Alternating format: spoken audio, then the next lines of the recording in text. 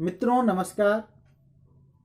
यह वीडियो सभी के लिए उपयोगी है और अति उपयोगी है। जो जन्म कुंडली देखना चाहते हैं, देखना सीखना चाहते हैं, या फिर किसी के भी अपने कोई करीबी हैं, उनका कोई बच्चा है, उसके जन्म कुंडली से कुछ जानना चाहते हैं, तो आप नहीं भी सीखे हुए हैं यदि, तो भी आप ये विशेष ज्ञान तो आपको हो ही जाएगा कि जिसका जन्म कुंडली है उसका व्यक्तित्व कहाँ है। वह अपने जीवन में सर्वाधिक समय जो है वो सुख प्राप्ति करने में, दुख प्राप्ति करने में, या फिर भाग्य प्राप्ति करने में कहाँ पर व्यतीत करेगा। उसका अधिकतर समय कहाँ व्यतीत होगा, किन चीज़ों की खोज में व्यतीत होगा, निरर्थक व्यतीत होगा। यही मैं आज बतलाने जा रहा हूँ मित्रों। इसके लिए आपको अपने लग्न के स्वामी के बारे में जाने। जो भी जन्म कुंडली में पहला स्थान होता है वह लग्न कहलाता है, सभी लोग जानते हैं। और चंद्रमा जहाँ बैठे होते हैं वह उसका राशि कहलाता है।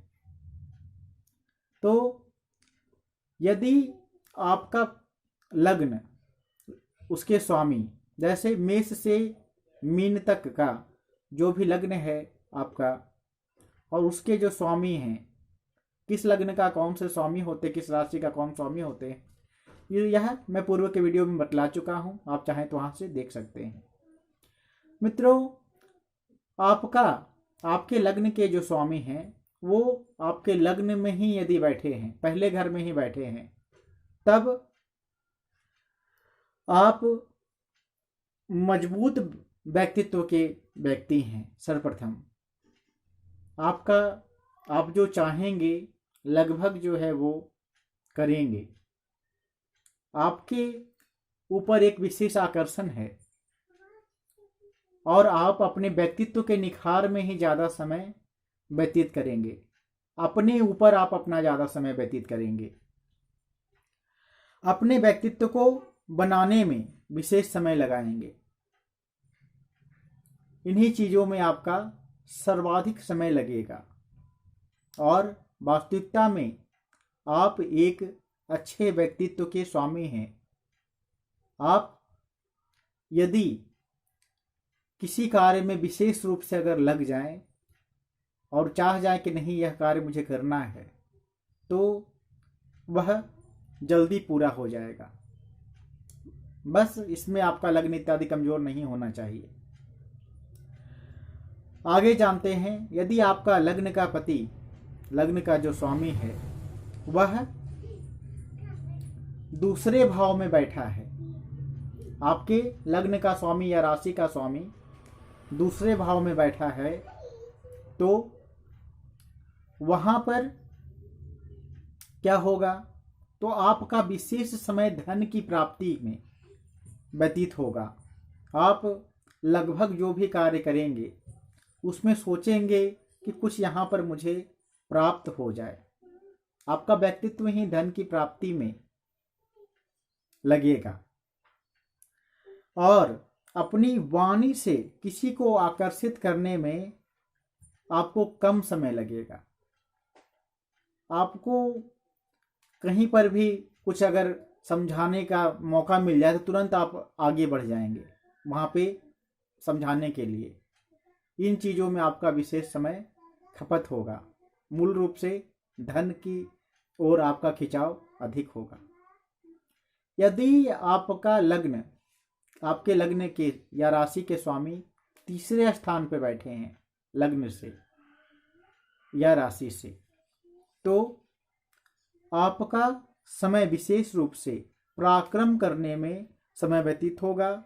जीवन में पराक्रम से ही कुछ बनाएंगे भी आप, और जीवन भर खाली समय बैठकर नहीं बिताएंगे। कुछ ना कुछ करने का आपका मन करता रहेगा और कुछ ना कुछ में आप निरंतर लगे रहेंगे। और वास्तविकता में आपको निरंतर पराक्रम करते रहना चाहिए। यदि आपके लग्न के या राशि के स्वामी तीसरे घर में बैठे हैं तो आपको निरंतर कार्य में लगे रहना चाहिए। आपको उसी से सब कुछ प्राप्त होगा। यदि आपके लग्न के या राशि के स्वामी वहां से चौथे घर में बैठे हैं, तब तो सुख प्राप्ति में विशेष समय व्यतीत होगा आपका। सुख की खोज में, कैसे आपको किसी चीज की सुख की प्राप्ति हो जाए। और सुख जरूरी नहीं होता कि धन से ही सिर्फ प्राप्त होता है, जिससे भी सुख प्राप्त हो, उस बस आपको सुख की प्राप्ति की विशेष जो है वो चाह होगी, और उसी में आपका जीवन मुख्य रूप से व्यतीत होगा। सुख प्राप्ति में के साथ साथ जनता में रहकर आप यदि कोई भी कार्य करें तो अधिकतर यह प्रयास करें कि आप जनता अधिकतर लोगों के बीच में रहकर करें, उससे आपको जल्दी सफलता मिलेगी। और मित्रों से भी आपको सहयोग मिलेगा। आपको अपने मित्रों से अच्छा व्यवहार बना करके रखना होगा। आपके जीवन का मूल्य उद्देश्य सुख की ओर ही होगा, वहीं खिंचाव आपकी अधिक होगी। आपके लग्न या राशि के स्वामी यदि 5वें घर में बैठे हैं तो विद्या प्राप्ति का मूल उद्देश्य आपका होगा, कुछ सीखने का आपका मूल्य उद्देश्य होगा। जीवन में हमेशा कुछ न कुछ सीखने की ललक रहेगी। वह जरूरी नहीं है कि आप कोई पढ़ाई से संबंधित ही बात हो, वह कुछ भी हो सकता है। निरंतर आप पढ़ने पढ़ाने में भी जो है वो लगे रहेंगे, मन इन चीज़ों में भी लगेगा, प्रेम व्यवहार में भी आपका मन लगेगा, हमेशा आपको प्रेम की चाह भी होगी। और यह जो पढ़ना पढ़ाना है वह जरूरी नहीं है कि शिक्षा से संबंधित ही हो। कहीं पर कुछ भी जानकारी देना या लेना, यह भी एक शिक्षा का आदान प्रदान ही कहलाता है। और आपका समय निरंतर जीवन का अधिक समय इन्हीं चीज़ों में लगेगा, आपका मन लगेगा और जाएगा, मन समय जाएगा। यदि आपके लग्न या राशि के स्वामी 6ठे घर में बैठे हैं लग्न से या राशि से, तब आपका अधिकतर समय व्यतीत होगा रोग, शत्रु, कंपटीशन करने में। इन्हीं चीज़ों में आपका विशेष समय लगेगा। आप जीवन में कंपटीशन से दूर नहीं भागेंगे और निरंतर आपके साथ कंपटीशन लगा रहेगा, और कोई न कोई शत्रु से भी आपका निरंतर जीवन में पाला पड़ता रहेगा। इन्हीं चीज़ों में आपका अधिकतर समय व्यतीत होगा। मित्रों, 7वें घर में यदि आपके लग्न या राशि के स्वामी बैठे हैं तो आपका अधिकतर समय व्यापार करने में, दाम्पत्य सुख की प्राप्ति में, आपके जीवन साथी के साथ समय व्यतीत होगा। व्यापार से या जहाँ भी आप जो काम कर रहे हैं उससे जो समय बचेगा, उसके बाद आपका जो समय लगेगा वो आपके जीवन साथी में, दाम्पत्य जीवन में और अपने घर के इर्द गिर्द ज़्यादा समय आपका व्यतीत होगा ऐसे में। और कहीं दूर भी यदि आप रहेंगे तो भी आपको अधिकतर सोच जो है वो आपकी वो अपने घर परिवार भर ही अधिक रहेगा, और व्यापार उसके बाद का समय व्यापार में।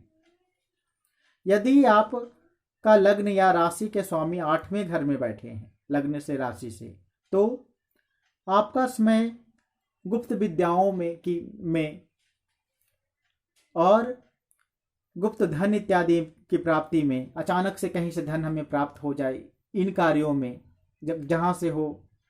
आयु से संबंधित, जैसे आप यदि आप निरंतर कुछ न कुछ कष्ट आपको आपके शरीर में रहेगा तो आपको उससे उन व्याधियों को दूर करने में, अपने इस जीवन को बचाने में, और साथ ही साथ जो है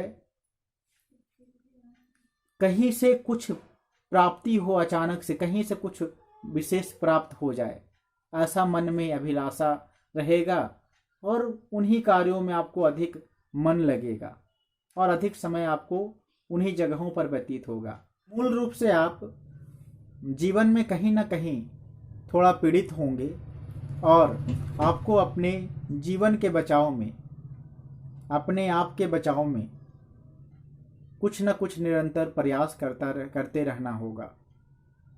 यही आपके 8वें घर में यदि आपका व्यक्तित्व, आपका लग्न के स्वामी बैठते हैं तो यही होगा। यदि आप लग्न या राशि के स्वामी 9वें घर में बैठे हैं तब भाग्य में निरंतर वृद्धि होगी। भाग्य हमेशा आपका साथ देगा और आपको अपने भाग्य वृद्धि में आप अधिक समय व्यतीत, धर्म कर्म में तथा पैतृक कर्मों में ज्यादा समय आपका व्यतीत होगा। आप अपने धर्म कर्म में समय आप अधिक व्यतीत करना चाहेंगे। अपने पैतृक से, पिता से या पैतृक कर्मों से जुड़े कर्मों में या के संग में आप अधिक अपना समय करना चाहेंगे। इन्हीं चीजों में है वो आपका अधिक समय व्यतीत होगा। धार्मिक कार्य इत्यादि में भाग्य कैसे हमारा बढ़े निरंतर इन चीजों में, और वास्तविकता में आपका भाग्य सुविधा।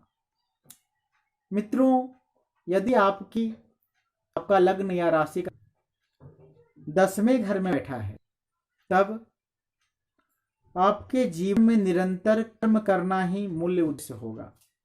आप कभी व्यर्थ बैठे रहना पसंद करेंगे, निरंतर कुछ ना कुछ करते रहना करेंगे और अपने कर्म की जो है वो निरंतर अग्रसर और अपने कर्म ही कुछ बनाएंगे भी आप जीवन में।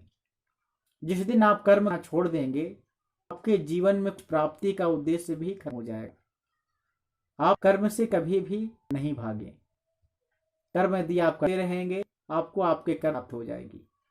यदि आपके लग्न या लग्न राशि स्वामी 11वें घर में बैठे हैं तब आपके जीवन का अधिकतर से आमदनी, आय अर्थात प्राप्ति, कुछ न कुछ प्राप्ति में आपका अधिकतर व्यतीत होगा। कुछ भी काम करेंगे तो सोचेंगे कि इससे हमको क्या मिलेगा। जहां आपको मिलने वाला होगा वहीं पर आप अपना समय देंगे। यही आपके जीवन का मूल्य उद्देश्य होगा। यदि आपके लग्न या राशि के स्वामी 12वें घर में बैठे हैं तब आपका अधिकतर समय कुछ न व्यय, चाहे वो व्यर्थ में बोलने में ही क्यों ना हो। आपके पास धन है तो व्यर्थ में धन का व्यर्थ में, या फिर जो है वो अच्छे कर्म में भी हो सकता है व्यय, लेकिन व्यय होगा। यदि आपके पास धन नहीं है, आप खाली समय में हैं, तो कोई अगर कुछ एक बात बोल दे तो उसको 10 लगातार जो है वो आप उसको 10 बात बोलेंगे। उसको किसी को अगर समझाना है, वो यदि 2 बात में ही समझाता है उस बात को, तो आप जो है उसे 10 बात कम से कम समझाएंगे। भले को बातों की आवश्यकता ना हो, आप जो है वो फिर भी आप व्यय करेंगे। व्यर्थ में आप अपने वाणी का व्यय कर देंगे। वहाँ धन जहाँ 1 रुपये का कार्य हो सकता है, वहाँ पर आप 2 या 5 रुपये खर्च आपका व्यय होगा, व्यय करेंगे। नहीं, व्यर्थ के जगहों पर आपका समय व्यय होगा। आप घर से दूर रह कर अपना समय व्यय करेंगे। इस तरह का आपका, यदि आपके लग्न इत्यादि खराब दृष्टि हो तो आप गंदे जगहों पर, खराब जगहों पर, खराब लोगों के बीच में अपना समय व्ययेंगे। परंतु हमेशा कुछ व्यय करने में ही आपका समय जाएगा, चाहे वो आपकी वाणी ही क्यों ना हो, अर्थात आप बोलने में ही क्यों ना समय व्यर्थ करें, कुछ सोचने में ही अपना समय क्यों ना व्यर्थ करें, परंतु आप निरंतर व्यय में ही आपका अधिकतर जीवन का समय व्यतीत होगा। मित्रों, आशा करता हूँ यह वीडियो आपके लिए उपयोगी होगा। आप समझ भी गए होंगे। यदि कुछ जानना चाहते हो, कुछ बताना चाहते हो तो कमेंट करके बतलाएं। कृपया वीडियो को शेयर करें जिससे कि औरों को, दूसरों को भी इसका ज्ञान प्राप्त हो। ज्योतिष हमारे धर्म संस्कृति को बढ़ाने में बहुत ही उपयोगी है। तो ज्योतिष से संबंधित ज्ञान सभी को प्राप्त होना चाहिए, जिससे कि हमारे धर्म की चक्षु सबको प्राप्त हो और सभी लोग जो हैं वो धर्म पारायण हों। धन्यवाद। अच्छा लगा हो वीडियो यदि तो कमेंट कर बतलाएं, औरों को भी जोड़ें, जिससे सबको कुछ ना कुछ ज्ञान की, जो मैं कहीं से कुछ ज्ञान प्राप्त करूं वह आप सभी तक, अधिक से अधिक लोगों तक बांट सकूं। धन्यवाद। जय माँ गायत्री, जय गुरुदेव, जय श्री हरि विष्णु, जय माँ मंगला गौरी।